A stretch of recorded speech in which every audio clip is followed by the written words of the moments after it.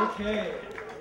Some of you may have heard this gentleman speak before, or may have heard of him. He is the executive director of an organization that many of you know, as you're here tonight, the Last Star Recovery Society. Ladies and gentlemen, can we please welcome to the stage Mr. David Pavlus. Right on.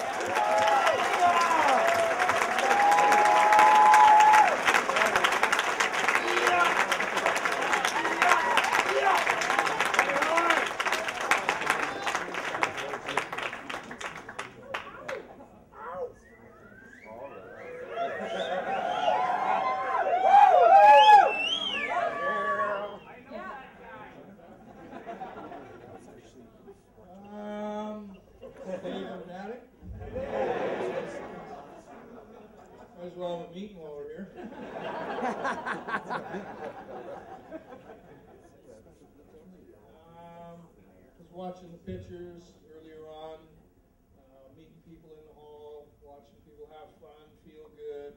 Always had this idea about recovery that if it feels good, you're likely to be able to pull it off. And you know, we're big on that. You know, celebrate or suffer. We have mottos, we have theme songs. Hey, Brandon, the house won't run unless the dishes are done. One of the things I always thought that if the men I meet along the way, if they could do simple things in life like respect women, give back to their communities, be good fathers, be active members of fellowship, that it wouldn't really take a lot to stay clean. And so I remember one time, probably over 20 years ago, me and Lou were at the old house, and just before we drove home at the end of the day, and we're sitting in the car, and somebody's sitting on the stoop playing guitar. Everybody seems happy. Dinner was good. And I remember just feeling that for that moment, everybody was safe. Everybody was going to be okay. Everything was going to be okay. And it's a feeling like that. I remember Lou said to me, "Do you think it'll ever get any better?" And I know it got better, but that's the same. The heart and soul of the whole deal. And I think it's why people invest and people get involved, and people have said that's what they felt when they showed up and walked through the door. We have things that we like that it's what we say to somebody's mom. It's going to be okay. To talk to somebody on the telephone and to tell them whatever condition you're in, just show up.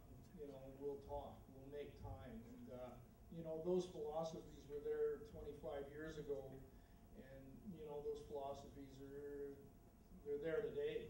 It's those same feelings. It got a little bigger, and we were always worried that possibly we'd lose the heart of the deal, that we'd get busy, or the wrong things would become important. And 25 years later, it's the heart and soul of the whole deal. Danny still does the move of the day. As best we can, Victor stays in the house and doesn't ragdoll the neighbor's dog. We try to not make too much noise and make our neighbors mad. We still shovel the snow and rake the leaves, and a lot of the older women in the neighborhood really like the flower garden out front. Giuseppe and the boys put a lot of work into that.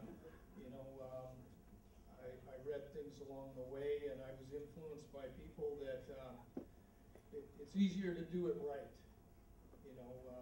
It's easier to stay clean. It's easier to be a good dad. It's just easier to enjoy this. And there's a lot of tough moments along the way, but we're always our ballast is our support and people who care about us, and phone calls and letters of support, and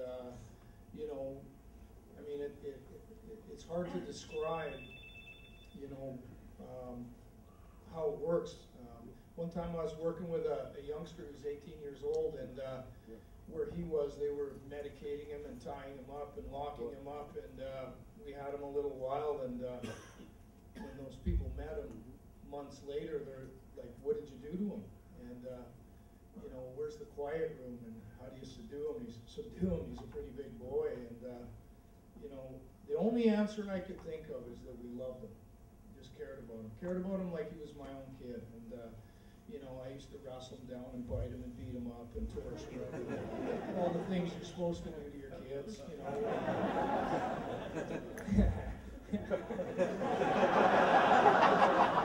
My son's here tonight.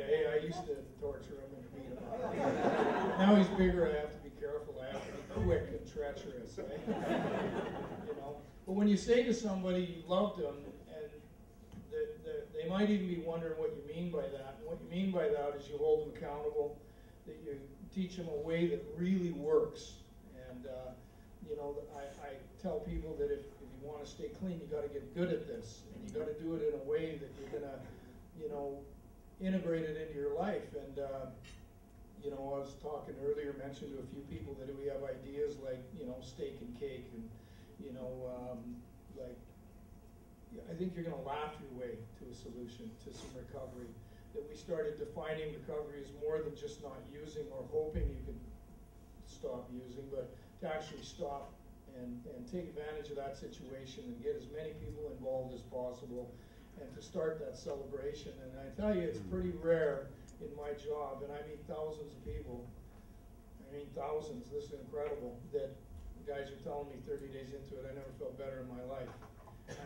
Sometimes 6 and 9 months later, guys are still saying the same thing, although they're saying things like, well, that was the best holiday I ever had. And, you know, we call it summer camp for the chemically insane, not criminally insane.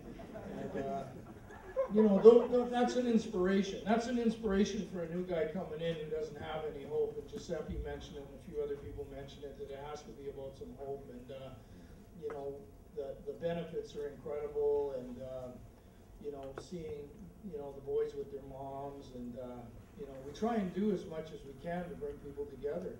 One year we decided for Mother's Day all the boys were going to take their moms to a play. Go figure, the play we picked was the Vagina Monologue.